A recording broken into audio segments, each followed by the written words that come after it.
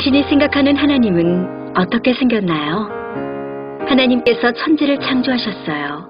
인간은 죄인이 되었고 우리들을 위해 아들 예수님을 보내셨죠. 예수님은 우리 죄를 위해 돌아가셨지만 부활하셨어요. 그 예수님을 잘 믿으면 돼요. 난 예수를 믿으니 거짓말해도 돈 받을 거야. 성령님은 안 떠나. 죄를 지어도 하나님이 다 이끌어 주실 거야. 지금은 돈이 나도 중요해. 열심히 믿지 뭐. 주일 하루면 난 할 일 다 한 거야. 어떤 것도 죽기 전에 그럼 이제 회개기도 어떤 한번 죄도 하면 회개하면 용서가 돼? 될 거야. 그러니 거짓말뿐이야. 뭐야? 이건 괴물이잖아. 하나님께서 우리에게 주신 성경만이 하나님을 제대로 그릴 수 있습니다.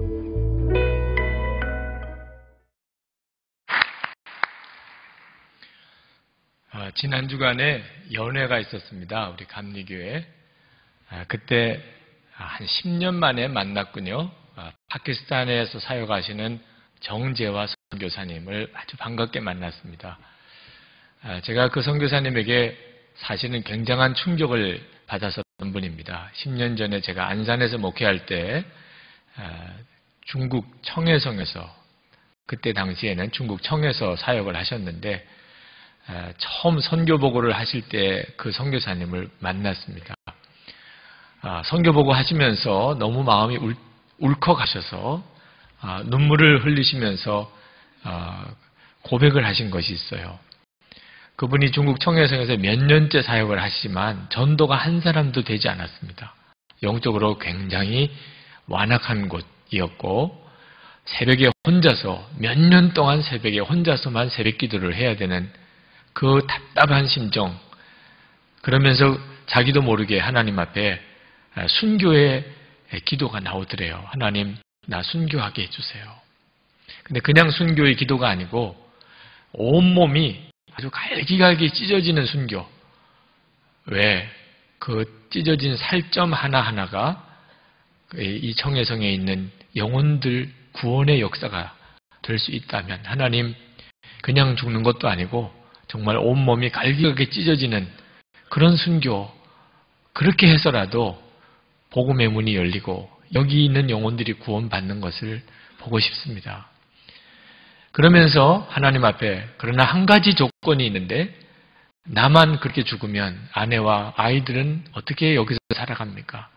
하나님, 우리 가족들 다 함께 한 시간에 순교할 수 있도록만 허락해 달라고 그 간증을 하시는데 펑펑 우시는 겁니다.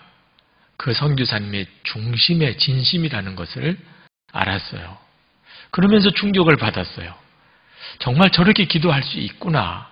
순교해달라. 순교하게 해달라. 온몸이 갈기갈기 찢어지게 그렇게라도 죽어서 그것이 수많은 영혼들의 구원이 될 수 있다면 그렇게라도 되기를 원하는 그런 진심의 기도를 드리는 수도 있겠구나. 근데 그것이 제 마음속에 동일한 진심이 아닌 것 때문에 제가 너무 부끄러웠고 그리고 충격을 받았어요. 무엇이 저 선교사님으로 하여금 저런 기도를 하게 할 수 있을까?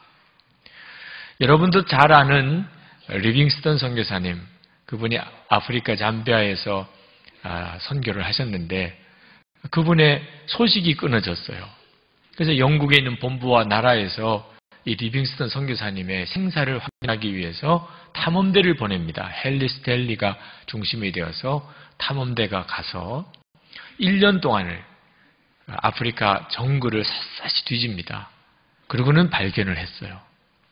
알아 누워 계시는 리빙스턴 선교사님을 찾아냅니다. 의약품도 다 떨어지고 식량도 다 떨어지고, 그리고는 풍토병에 앓고 있는 선교사님을 만나고 스텔리가, 선교사님, 그동안에 아프리카를 위해서 정말 헌신하셨는데 이제는 충분합니다. 이제는 선교사님의 몸도 돌보셔야죠. 선교사님 같이 가십시다. 그래서 기력을 회복하셔야죠. 그럴 때 리빙스턴 선교사님이 유명한 말씀을 했어요. 제가 그동안에 아프리카에서 사역한 것은 내게 있어서 헌신이 아닙니다. 이것은 내게 축복이고 특권입니다. 제가 하나님의 영광의 특권을 제가 얻은 거지 절대로 희생도 헌신도 아닙니다. 그리고 스텔리와 같이 돌아가는 것을 거부했어요. 1년 뒤에, 그 후 꼭 1년 뒤에 1873년 5월에 침상에 앞에서 무릎을 꿇고 손에 깍지를 끼고 머리를 숙이고 기도하시면서 소천하셨습니다. 그 리빙스턴 선교사님이 말했던, 아프리카에서 열병으로 누워있을 때 내가 이렇게 아프리카에 와서 선교하는 것은 헌신도 희생도 아닙니다. 이건 특권이고 이건 축복입니다.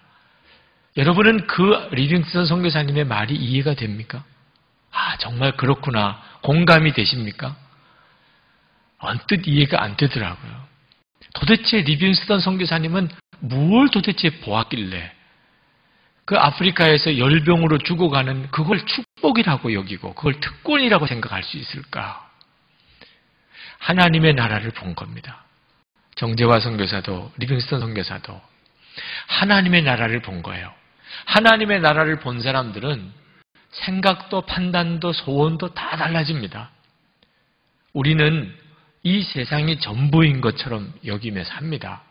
눈에 보이는 것이 세상이니까 이 세상에서 먹고 여기서 뭘 가지고 여기서 뭘 누리고 그게 우리의 모든 것이에요. 그러나 하나님의 나라가 있어요. 이 세상의 나라가 절대 전부가 아닙니다. 진짜는 하나님의 나라예요. 이 세상의 나라는 길어도 100년을 못 삽니다. 그러나 하나님의 나라에서는 영원히 살아요. 이것을 발견한 사람은 판단도 생각도 소원도 다 그렇게 달라져요. 오늘 사도행전 마지막 설교입니다. 사도 바울이 그렇게 로마에 가고 싶어 했어요. 그는 얼마든지 무죄로 풀려날 수 있었는데도 내가 가이사에게 재판을 받겠다고 그런 바람에 그는 로마로 갑니다. 로마로 간 이유는 로마에 가서 복음을 전하고 싶었어요. 로마서 1장 15절에 보면 그러므로 나는 할 수 있는 대로 로마에 있는 너희에게도 복음 전하기를 원하노라. 복음 전하고 싶었어요. 근데 이 복음이 무슨 복음이냐? 하나님의 나라의 복음이에요. 사도 바울이 그렇게 로마에 가서 전하고 싶었던 그 복음이 뭔가? 하나님의 나라가 있다는 거예요. 하나님의 나라가 있다. 이 세상 나라가 전부가 아니고 하나님의 나라가 있습니다. 왜 우리가 예수 믿어야 되나? 예수 믿으면 하나님의 나라 백성이 되고 하나님의 나라를 소유하게 된다는 거죠. 23절 말씀을 보십시오. 사도 바울이 로마에 가서 전했던 복음이 뭔지 나옵니다. 그 뒤 날짜를 정하고 그가 유숙하는 집에 많이 오니 바울이 아침부터 저녁까지 강론하여 하나님의 나라를 증언하고 모세의 율법과 선지자의 말을 가지고 예수에 대하여 권하더라. 30절 31절에도 보면 바울이 온 이태를 자기 셋집에 머물면서 자기에게 오는 사람을 다 영접하고 하나님의 나라를 전파하며 주 예수 그리스도에 관한 모든 것을 담대하게 거침없이 가르치더라. 하나님의 나라를 전한 거예요.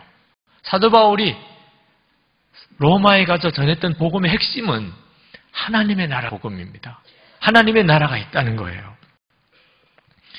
하나님의 나라가 있음을 전하고 예수 믿으면 누구나 하나님 나라가 백성이 될 수 있음을 전도한 것이 사도 바울의 전도의 핵심이고 기독교 복음의 핵심입니다.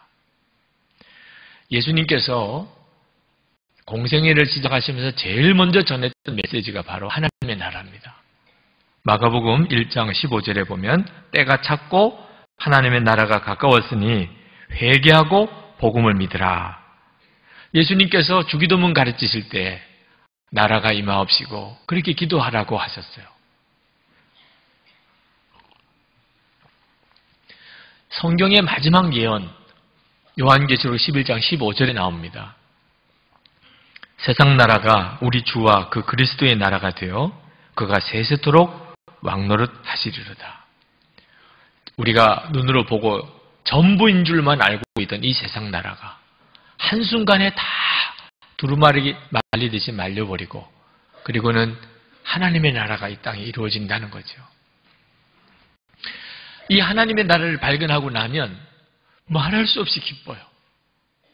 그럴 만도 하지요. 아마 여러분들도 그러신 분들이 계시지요. 하나님의 나라가 있다. 그래서 마태복음 13장 44절에서 예수님께서 천국을 소유한 사람은 보화를 발견한 농부와 같다고 그랬어요. 땅속에 묻혀진 보화가 있다는 것을 발견한 그 소장농이 모든 재산 다 팔아서 그 땅을 살 때 그 기쁨, 그게 바로 하나님의 나라가 있다는 걸 발견한 사람의 심정이라는 겁니다. 하나님의 나라를 발견하고 나면 이 세상에서 내가 가장 사랑하는 나라가 됩니다. 여러분은 이 세상에서 어느 나라 가장 사랑하세요? 대한민국입니까? 네. 아직도 그런 수준입니까? 네. 대한민국 사랑하는 나라지요. 우리의 조국이지요. 그러나 하나님의 나라를 발견하고 나면 내가 가장 사랑하는 나라는 하나님의 나라예요. 하나님의 나라를 발견하고 나면 문제가 될 게 아무것도 없어져요. 그동안 내가 가지고 있던 생각, 판단, 소원, 문제 다 달라져 버려요. 이혼을 결심하고 상담을 했던 남자 집사님 한 분이 계셨습니다. 그 집사님은 이혼 안 할 수가 없다고 자기는. 어떤 이유로도 결론은 이혼이라는 거예요. 제가 아무리 권면을 드려도 목사님 그래도 저는 이혼해야 됩니다. 이혼할 수밖에 다른 선택의 길이 자기에게는 없다는 거예요. 제가 그 집사님을 더 이상 설득할 수가 없다는 생각이 들었습니다. 그때 하나님이 제게 불현듯 어떤 한 생각을 주셨어요. 도무지 자기는 이혼할 수밖에 없다. 그러는 그 집사님에게 집사님, 만약에 집사님이 한 달 뒤에 이제는 죽는다고 한다면, 그래서 하나님께 간다고 한다면 그래도 이혼하시겠습니까? 만약에 이혼을 하고 나면 하나님 앞에 가서는 왜 그랬다고 설명하겠습니까? 이제 한 달 뒤에 하나님 앞에 가는데 그래도 이혼을 했다면 뭐 이유가 있을 거 아니겠습니까? 하나님에게는 뭐라고 보고를 드려야 되잖아요. 그 집사님이 가만히 계시더라고요. 이혼할 수밖에 없다고 자기는 무슨 일이 있어도 어떤 상황에서도 이혼밖에는 다른 선택이 없다고 하던 그 집사님이 한참을 있다가 만약에 한 달 뒤에 제가 죽는다면 그러면 이혼할 필요는 없겠지요. 그러시더라고요. 집사님, 내일 죽을 수도 있잖아요. 그냥 한 달 뒤에 죽는다고 생각하고 그냥 사세요. 한 달 뒤에는 또 한 달 뒤에 또 죽는다고 생각하고 또 그냥 사세요. 다행히 그 가정이 깨어지는 것을 하나님이 막아주셨어요. 하나님의 나라를 발견하고 나면 나는 도무지 어쩔 수가 없는 게 없어져요. 해결 안 될 문제가 없어집니다. 지난주에 우리 감리교 목회자 기도 모임이 2박 3일 동안 기도원에서 있었습니다. 어느 한 목사님의 간증이 제 가슴을 쳤어요. 나와서 간증하시는데 얼굴이 영화배우 같으신 분이에요. 그렇게 잘생기신 분인데 마음에는 열등감으로 쩔어있고 하나님에 대한 원망과 분노로 가득 차 있었다는 거예요. 간증을 시작하시면서 나는 참 바보처럼 살았습니다. 그렇게 시작하시더라고요. 아니 그렇게 잘생긴 분이 무슨 열등감이 있나 그랬더니 어릴 때는 사시였대요. 지금은 교정수술을 받아서 그렇지 않은데 어릴 때는 사시였대요. 중학교 때 체육 선생님이 너 사팔뜨기구나. 그때 자기가 사팔뜨기라는 걸 알았대. 땅속으로 꺼지고 싶었대요. 얼마나 부끄러운지. 그리고 또 하나 열등감이 가난이었어요. 중학교 1학년 때 아버님 돌아가시고 찢어지는 가난 속에 살았습니다. 하나님의 은혜로 신학교까지는 갔지만 하나님에 대한 원망과 분노가 꽉 찼대요. 하나님 이게 뭡니까? 왜 내게는 이렇게 하십니까? 왜 내게는 아무것도 주시지 않습니까? 그리고 나보고 무슨 일을 하라고 하시는 겁니까? 내가 무슨 하나님을 전하라고 하는 것입니까? 어떤 때는 너무너무 속에서 분이 일어나면 성경책을 막 갈기하게 찢어버렸대. 강대상을 도끼로 찍어버렸대. 얼마나 하나님에 대한 분노와 원망이 컸으면. 이래 가지고는 안 되겠다고 싶은 생각이 들었지만 해결이 안 되더래요. 상담도 해보고 세미나도 참석해보고 금식 기도도 해보고 그러나 마음속에 하나님에 대한 원망, 하나님에 대한 분노, 하나님이 나에게 조금만 더 해주셨으면, 하나님이 나를 조금만 더 도와주셨으면 그러면 내가 이렇게는 아닐 텐데 이런 생각에 매여 있었어요. 이번 기도 모임에 오셨다가 하나님이 그 마음의 분노를 완전히 풀어주셨다는 거예요. 우리 교회도 오셨던 박보영 목사님께서 첫째 날 저녁에 말씀을 전하시는데 당신의 간증을 다시 한번 쭉 하셨어요. 우리도 뭐 이미 다 들어서 아시는 분들이 많겠지만 그분이 의사로서 또는 또 많은 재산을 가지고 여유롭게 그렇게 살던 사람입니다. 하나님의 부르심을 받았어요. 하나님의 나라를 발견했어요. 천국 복음 전하는 일을 위해서 제2의 인생을 사시게 됐어요. 그 많은 재산 다 사람들에게 나눠주고 그리고 의사 면허증 반납하고 그리고 안성에서 불황 청소년들을 데리고 공동체 생활을 시작을 하셨잖아요. 그때 그 모든 과정을 간증을 하셨어요. 하나밖에 없는 아들, 눈에 넣어도 아프지 않을 것 같은 아들이 있는데 그 아들이 주의 사명 감당할 때 장애가 될 것 같아서 그 아들 하나님께 부탁하고 그 아들하고도 헤어졌습니다. 그때 그 눈물겨운 간증을 하셨어요. 아들이 아버지로부터 버림받았다고 하나님도 안 믿겠다고 하던 그 아들이 안성의 불황아들과 함께 지낼 때 물어물어 찾아왔다는 거예요. 얼마나 반갑고 좋은지 그 아들을 보고 그렇게 좋아하다가 그 함께 있던 불황아 청소년들이 항의를 하더래. 아니 친아들 보는 눈하고 우리 보는 눈하고 어째 이렇게 다릅니까? 그때 마음에 충격을 받았어요. 나도 모르게 그렇게 되는구나. 그래서 그 데리고 있는 불황아들에 대한 사랑, 그게 어려움을 겪을까 봐 친아들에게 너 가거라. 그때 그 아들이 그 말 듣고 얼마나 격노하는지. 아버지는 나를 2번이나 버렸다고 화를 내고 교회에 있는 예배당 의자를 걷어차면서 떠나가 버렸어요. 그때 그 이야기도 했습니다. 이번 부활절 때 그 아들이 아버지 보고 싶다고 다시 오겠다는 연락을 받았다는 거예요. 그 말 듣고 얼마나 가슴이 설레는지. 그런데 생각해 보니까 그 아들이 예배에 오면 부활절 예배를 하나님께 온전히 못 드리겠더래요. 아들 때문에 마음이 흔들려서 부활절 예배를 하나님께 집중하기가 어렵겠더래.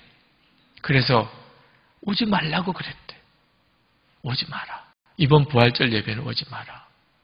그러면서 한편으로는 너무너무 보고 싶고 그러나 하나님을 향한 마음이 흔들릴까 봐 너무 조심스러운 그 이야기를 눈물을 글썽이면서 쭉 간증을 하셨어요. 그 간증에 이 목사님이 꺾어졌어요. 속에서부터 통곡이 터져나오더래요.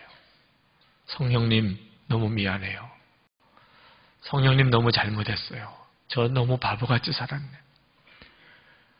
하나님이 주신 것도 주님의 사명 감당하기 위해서 다 버린 사람도 있는데 하나님이 주신 것도 다 버리고 주의 종을 가는데 나는 왜 평생 안 주세요? 이거 안 주셨어요? 저거 안 주셨어요? 나는 그렇게 살았을까? 다 준 것도 다 버리고 주의 종 되는 저런 사람도 있는데 나 왜 그동안에 왜 안 주신 거 하나님 앞에 불평하고 분노하고 살았을까? 그게 너무너무 바보같이 깨달아지더래요. 그래서 하나님 앞에 눈물로 회개하고 통곡하고 안 주셨다, 못 받았다고 했던 거 다 하나님 앞에 다 마음 정리하고 그리고 그동안 그렇게 마음에 상처 주고 살았던 사모님에게 그날 저녁에 무릎 꿇고 가서 용서를 구하고 사모님의 몸의 질병 하나님이 그 순간에 깨끗하게 또 고쳐주시고 그런 기가 막힌 간증을 그날 하셨어요. 여러분 하나님의 나라를 진짜 보는 눈이 뜨이고 나면 그러면 모든 문제가 다 달라져요. 보는 눈이 다 달라져요. 해결 안 될 문제 도무지 견딜지 못할 상황 자체가 없어집니다. 하나님 불공평하신 하나님이다. 세상만 바라보니까 그래요. 세상만 바라보니까 불공평한 것처럼 보이는 거예요.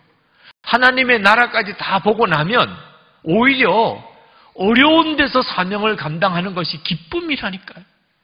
우리 주님 다시 오실 날 하나님 앞에 내가 설 때 내가 옥토밭에서만 일하지 않고 돌짝밭 가른 그 삶이 오히려 기쁨이라니까요. 하나님은 정말 공평하신 하나님. 하나님의 나라를 바라보고도 불평하고 원망할 사람 한 사람도 없어요. 사도 바울은 이 하나님의 나라의 복음을 로마에서도 전하고 싶었던 거예요. 정말 간절히 전하고 싶었어요. 그런데 안타깝게도 이 하나님의 나라의 복음을 전하는데 유대인들이 받아들이지 않았어요. 24절에 보면 그 말을 믿는 사람도 있고 믿지 아니하는 사람도 있어 그랬습니다. 이 구절만 보면 반반인 것 같이 보이지만 25절에 내려가 보면 유대인들이 거의 대부분은 안 믿었다, 안 받아들였다는 거예요. 사도 바울이 깨달았어요. 이사야의 예언이 옳구나. 이사야의 예언에 하나님의 백성들이 하나님의 말씀을 들어도 듣지 못하고 보아도 보지 못하고 거절할 것이다. 그래서 그 복음이 이방인에게로 가는 거구나. 그래서 사도 바울이 하나님이 이 복음을 유대인에게 전하지 말고 이방인에게 전하라고 하시는 거구나.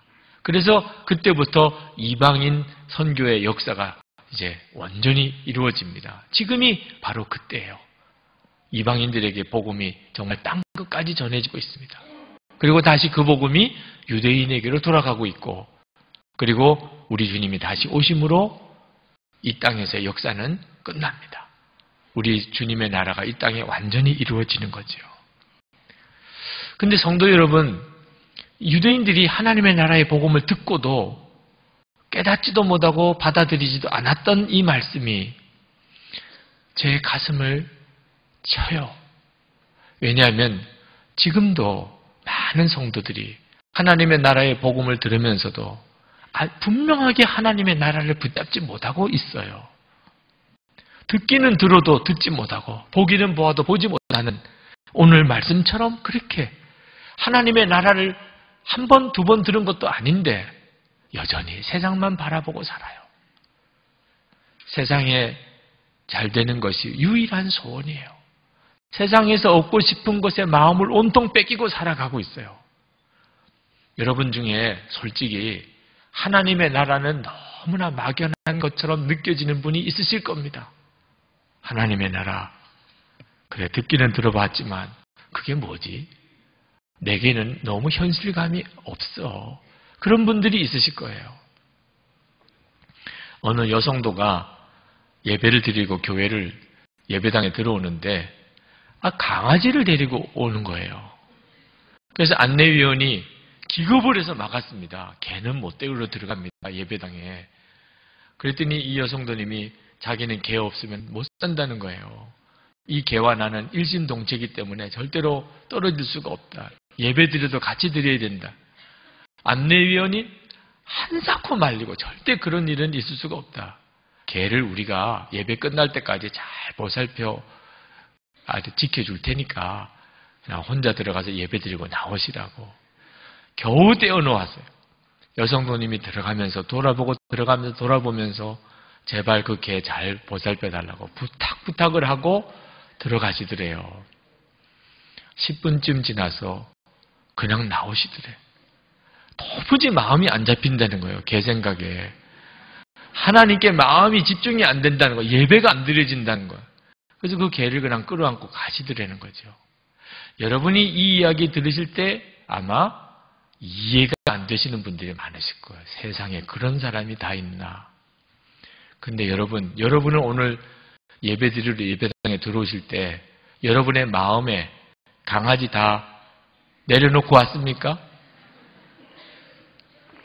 몸은 예배당 안에 들어왔지만 마음에 이 세상이 여전히 마음을 사로잡고 있어서 돈 생각, 집안일 생각, 자식 생각, 만날 사람 생각, 직장 생각, 온갖 세상 일로 마음은 다 빼앗긴 채 그 하나님께 예배가 아닌 거죠. 그냥 몸만 하나님께 나와 앉은 거지 내 마음은 온통 세상에 뺏겨버리고 사는 것이 대부분의 성도들의 현실이에요. 하나님의 나라는 아직까지 내게 있어서 실체가 아니에요. 왜 그렇지요? 왜 예수를 믿고도 하나님의 나라를 모르고 사는 거지요? 하나님의 나라는 죽고 난 다음에 가서 아는 겁니까? 아니에요. 우리가 예수를 믿어도 하나님의 나라를 모르고 사는 이유는 예수님을 분명하게 주님으로 왕으로 그렇게 모시고 살지 않기 때문입니다. 하나님의 나라는 하나님이 왕이신 곳이 하나님의 나라예요. 우리가 예수를 믿으면 그때부터 우리는 하나님의 나라를 경험하고 살게 되어 있습니다. 왜? 예수님이 주님이시고 예수님이 왕이 되시니까. 예수님이 내 마음에 진짜 주님이고 왕이시면 그때부터 내 마음은 하나님의 나라가 돼요. 예수님이 왕이신 곳에 바로 하나님의 나라가 이루어지는 거죠. 그래서 예수님이 그렇게 말씀하셨어요. 하나님의 나라는 여기 있다 저기 있다 할 것이 아니고 너희 안에 있다. 예수님이 계신 곳에 하나님 나라가 있어요. 성도 여러분, 오늘 말씀에 이사야의 예언이 여러분에게 해당되지 않아야 합니다. 하나님의 나라에 대해서 말씀을 듣고도 그게 무슨 말인지 모르겠고 실감도 안 나고 내 삶의 현실도 아니고 로마의 유대인들 사도 바울을 통해 하나님의 나라 복음을 듣고 그랬다고 말입니다. 지금도 얼마나 많은 성도들이 그렇게 하나님의 나라를 듣고도 그냥 스쳐 지나가는지 몰라요. 캐나다의 유명한 세계 선교의 정말 유명한 교회죠. 피플스 처치라고 하는 교회가 있는데 그 교회 담임 목사님인 O.J. 스미스 목사님, 지금은 은퇴하셨습니다만 그 목사님이 설교 중에 하나님의 나라에 대한 엄숙하고도 두려운 5가지 사실이 있다고 말씀하셨어요. 제가 그 제목만 읽어드릴게요. 도대체 하나님의 나라에 대한 대단히 두렵고 엄숙한 5가지 사실이 뭔가?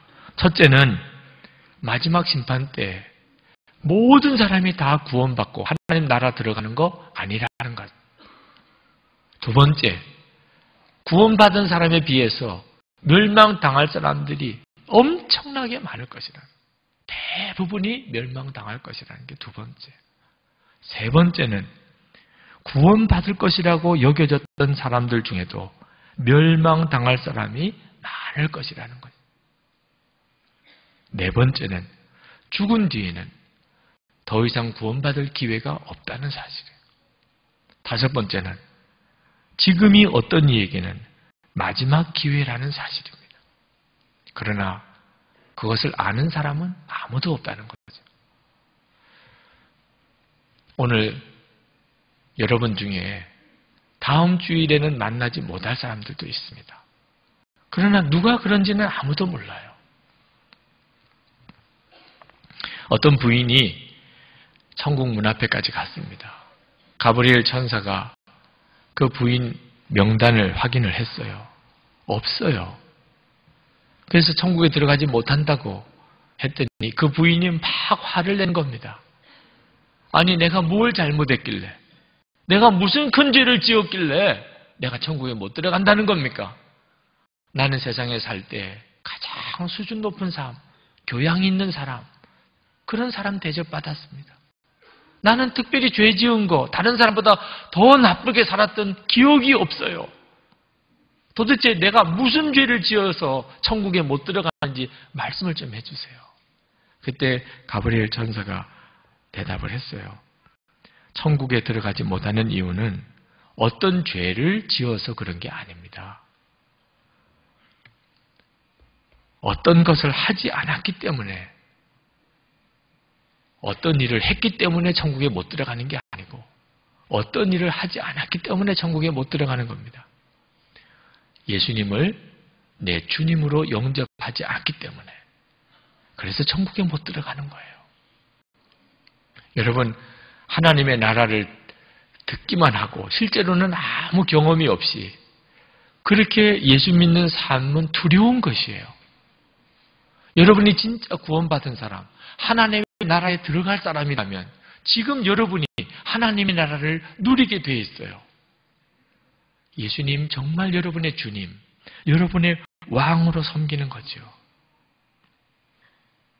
오늘 이 시간에 하나님의 나라에 대해서 여러분의 마음에 하나님이 조금이라도 도전을 주신다면 성령의 역사라고 믿으시기 바랍니다. 하나님의 나라의 구경꾼으로 머물지 마시기 바랍니다. 듣고 지나가는 사람이 되어서는 안 됩니다. 혹시 여러분 중에 하나님의 나라를 소유한 사람이 있다면 그것이 여러분의 사명이라는 것을 또한 믿으셔야 합니다. 나는 하나님의 나라를 소유했습니다. 예수님은 내 주님이십니다. 예수님은 내 왕이십니다. 나는 비록 몸은 이 세상에 살지만 내 마음의 심령은 하나님의 나라를 경험하고 삽니다.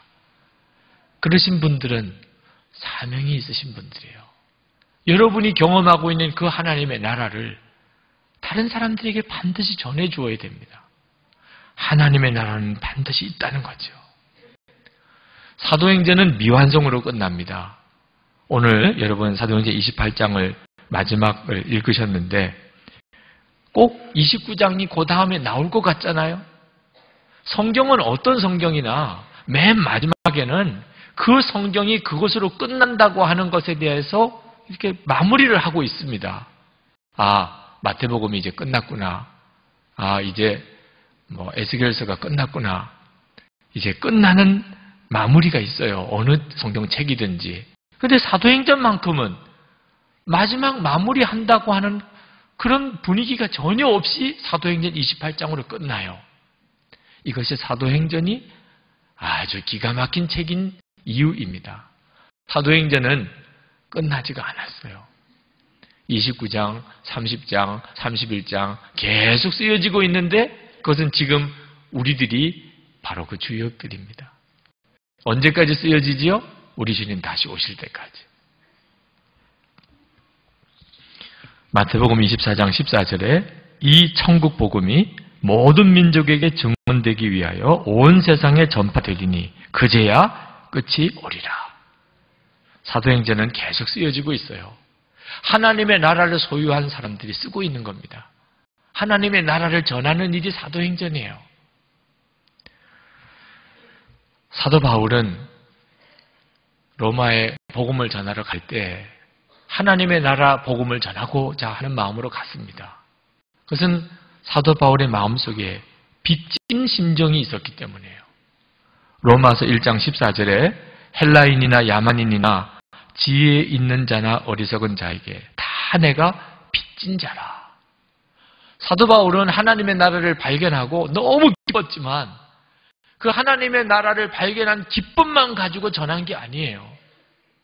하나님의 나라를 모르는 사람들이 너무 많은 거예요. 하나님의 나라를 모르기 때문에 인생 자체가 엉망이에요. 마지막 죽을 때가 되면 다 후회하고 가슴을 치고 땅을 칠 그런 삶을 사는 거예요. 하나님의 나라를 안다면 결코 그렇게 살지 않을 거예요. 하나님의 나라를 모르니까 그렇게 사는 거예요. 그래서 사도 바울은 그 하나님의 나라를 자기가 발견했지만 이거 전하지 않으면 하나님 앞에 화가 있을 것 같은 생각이 들어요. 고린도전서 9장 16절에 내가 복음을 전할지라도 자랑할 것이 없으면 내가 부득불 할 일임이라. 만일 복음을 전하지 아니하면 내게 화가 있을 것이로다. 사도 바울은 고린도후서 12장 2절 4절에 보면 3층천에 직접 올라가본 사람입니다. 하나님께서 사도 바울에게 3층천을 경험하게 해주셨어요. 14년 전에 그가 셋째 하늘에 이끌려 간지라. 그가 낙원으로 이끌려가서 말할 수 없는 말을 들었으니 사람이 가히 이르지 못할 말이로다. 하나님의 나라를 다 보았습니다. 사도 바울은 그 뒤에 그는 일생 전체를 하나님의 나라를 전하는 일을 위해 다 드립니다. 왜? 그 전해야만 하는 일이니까. 하나님의 나라를 모르고 사는 수많은 사람들에게 하나님의 나라를 전하고 그 하나님의 나라에 들어갈 수 있는 십자가 복음을 전하는 것이 자기 삶의 이유예요. 지금도 하나님의 나라를 발견한 사람은 다 똑같은 심정이 됩니다. 사도 바울만 그런 게 아니에요. 하나님의 나라를 전하는 것이 내 인생의 남은 목적입니다. 여러분은 왜 사는지 여러분의 이 삶의 목적을 분명히 아십니까? 왜 살아요? 죽지 못해 사세요? 자식 때문에 사세요? 나중에 여러분이 인생 마지막 때 하나님의 나라가 눈에 펼쳐지기 시작할 때 그때 정말 뒤집어지는 거예요. 내 삶의 인생의 목적이 이것이었는데 나는 그동안 도대체 뭐 하다가 살았나? 사도 바울은 당장 죽어서 천국 가는 게 소원이었어요. 여러분이 천국을 알고 나면 세상에 더 살고 싶은 마음도 없어져요. 사도 바울이 그랬어요. 빌립보서 1장 23절에 보면 차라리 세상을 떠나서 그리스도와 함께 있는 것이 훨씬 더 좋은 일이라 그렇게 하고 싶으나 그러나 사도 바울은 더 살아야 되겠다고 생각했습니다. 이유는 사명 때문이에요. 빌립보서 1장 24절에 내가 육신으로 있는 것이 너희를 위하여 더 유익하리라. 한 사람에게라도 더 하나님의 나라를 가르쳐주고 전해주고 하나님의 나라의 삶을 살게 해준다고 하는 것이 이게 내 삶의 목적이구나. 하나님이 오라 하실 때까지 내가 이 일을 해야 되겠구나 깨달았어요. 제 신학교 동기 중에 한 분이 목회를 하다가 너무 힘들다고 중간에 목회를 그만두고 사업을 하신 분이 있습니다. 사업을 꽤 잘 하셨어요. 돈도 많이 벌었고. 근데 어느 날 여의도 성모병원에 입원했다는 소식이 들려와요. 간암 말기 진단을 받았다는 겁니다. 불이 나게 병원을 가봤어요.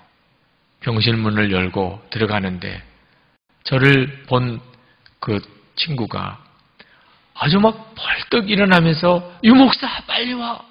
복수가 차서 배는 이렇게 부르고 숨을 제대로 쉬지 못할 그런 형편이면서도 흥분해서 이야기를 해요. 유목사 나 죽는 거 아니야. 하나님이 다시 목회하라고 하나님이 나를 이렇게 하셨어.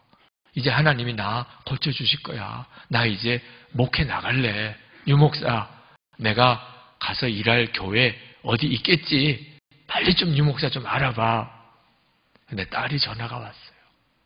딸에게 걱정하지 마. 아빠 안 죽어. 아빠 이제 하나님이 목회하라고 이렇게 하시는 거야. 아빠 이제 교회 가게 될 텐데 너도 갈 준비해. 옆에 있는 아내에게 여보 뭐해. 빨리 집 정리하고 이제 퇴원하면 빨리 이제 이사 가야 돼. 제정신이 아닌 사람인 것 같았어요.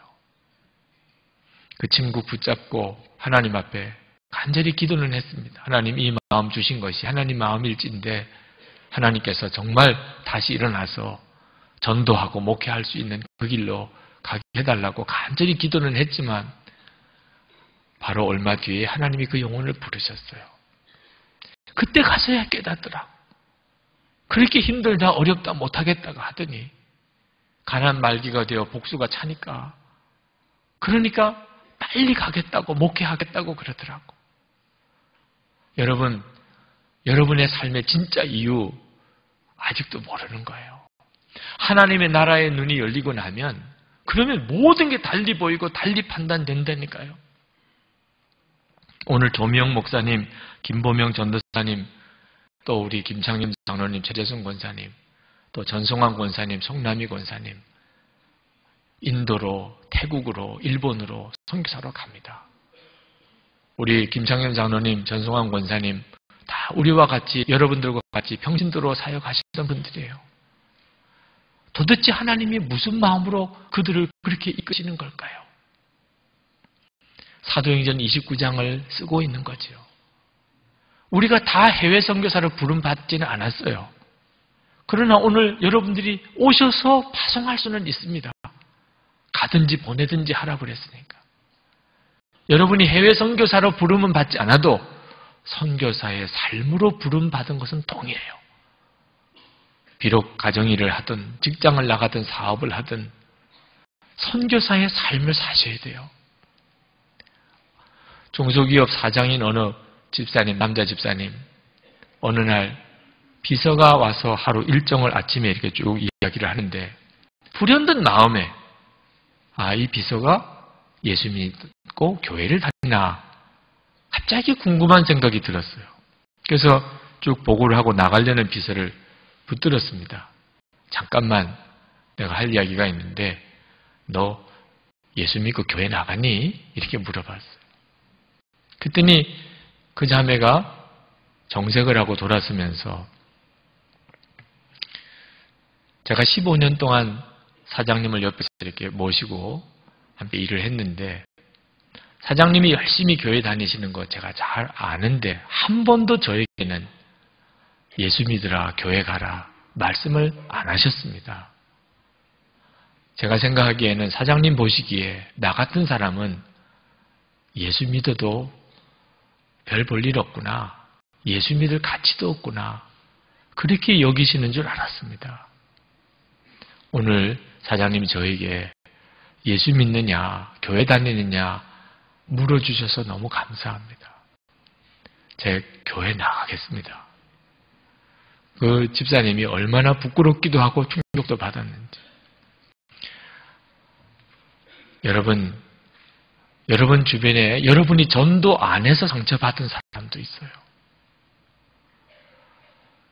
전도한다고 여러분들을 핍박하는 사람도 지옥에 가서는 여러분들이 전도 안 해준 것 때문에 원망할 사람 수없이 많습니다. 우리는 다 선교사의 삶을 살았어요. 하나님의 나라를 아는 사람은 이건 뭐 틀림없는 일이죠. 여러분, 가장 사랑하는 나라가 어디입니까? 아직도 대한민국입니까? 하나님의 나라예요. 사도행전 29장의 주인공이 되셔야 합니다. 여러분은 사도행전 29장에 여러분의 이름이 기록되어 있습니까? 기도합시다. 이 시간에 우리 하나님 앞에 간절히 기도합시다. 사도행전이 이제 다 이렇게 끝납니다. 마지막에 하나님이 우리에게 아주 우레와 같이 우리에게 도전하시는 음성이 있습니다. 너는 하나님의 나라를 소유했느냐? 너는 하나님의 나라의 사명자냐? 오늘 여러분 이 시간 기도 중에 대답하시기 바랍니다. 주여 제 눈을 열어주소서. 하나님의 나라의 그 영광을 보게 하소서. 제가 하나님의 나라의 사명자의 삶 살길 원합니다. 기도합시다. 은혜와 사랑에 충만하신 아버지 하나님, 오늘과 오늘을 더하시고 역사하시는 주여 감사합니다. 오늘도 사랑하는 성도들 하나님의 능하신 손에 붙들어 주소서. 주의 권능의 손에 붙잡아 주소서. 주여 주의 나라의 영광 보여주소서. 주의 영광 드러내 보여주소서. 아버지 하나님, 말씀을 주셨으니 성령의 놀라우신 역사도 함께 허락해 주옵소서. 열망합니다. 하나님 소망, 놀라우신 주님의 은혜, 놀라우신 하나님의 역사, 하나님 우리 가운데 더하여 주소서. 오늘도 하나님 사랑하는 성도들 주님의 손에 붙들어 주소서. 주께서 친히 마음과 생각을 주장해 주시고 주여 눈을 열어 주소서. 하나님의 나라의 영광 그 비밀에 대하여 눈을 열어 주소서. 하나님, 들어도 듣지 못하고 보아도 보지 못하는 자야 아니요, 주의 성령의 역사로 주님 우리의 눈이 열리고 귀가 열리는 역사 주옵소서. 아버지 하나님의 하나님의 영광을 보고 일어나게 하여 주옵소서. 하나님의 나라의 사명자들로 하나님이 세워 주시옵소서. 주 예수님 친히 하여 주소서. 주님 친히 역사해 주소서. 아버지 하나님, 하늘의 문을 열어 주소서. 사도행전 28장을 정말 하나님의 은혜 가운데 하나님 왔습니다. 마지막에 하나님의 나라의 영광을 우리에게 펼쳐 보여주시려는 주님, 말씀을 주셨으니 성령님 오늘 이 자리에 있는 모든 이들에게 역사해 주소서. 보기는 보아도 보지 못하고 듣기는 들어도 듣지 못하는 자리에 한 사람도 있지 않기를 원합니다. 성령님 역사하소서. 눈뜨게 하소서. 보화를 발견한 농부의 그 기쁨으로 축복해 주소서. 하나님, 그러나 정말 빚진 자의 심정으로 하나님 나라 생각도 못하고 상상도 못하는 우리의 가족부터 우리 주위에 있는 모든 이들에게 하나님의 나라 증거하는 사명의 삶 살게 하여 주시옵소서. 오늘도 주님 앞에 우리의 마음에 전심을 다하여 예배하고 갑니다. 하나님, 성도들을 붙들어 주셔서 축복해 주셔서 찬양의 복을 주시고 매 순간이 찬양이 되게 하시고 기도의 문을 여시고 24시간 매 순간 기도의 영을 부어주시고 하나님 앞에 전심으로 예물 드리고 감사하는 성도들의 손길을 축복하셔서 복을 받은 손길 되고 축복의 손길 되어 베풀어주고 나누어주고 섬겨주고 도와주는 자들 다 되게 해 주옵소서. 우리의 삶의 평생에 감사의 제목이 끊어지지 아니하고 감사드릴 힘이 항상 있게 하여 주옵소서. 하나님이 나라와 민족을 축복해 주셔서 주님 다시 오실 때를 준비하여 선교의 나라로 하나님 이 나라 구별하신 걸 믿습니다. 남북이 평화롭게 통일되어 복음 안에 통일되어 이 사명 잘 감당하게 하시고 선교사님들 위해 이 시간 축복해 주셔서 힘 주셔서 능력 주셔서 사명 잘 감당할 수 있도록 주여 역사해 주옵소서. 예수 그리스도 이름으로 간절히 기도합나이다. 아멘.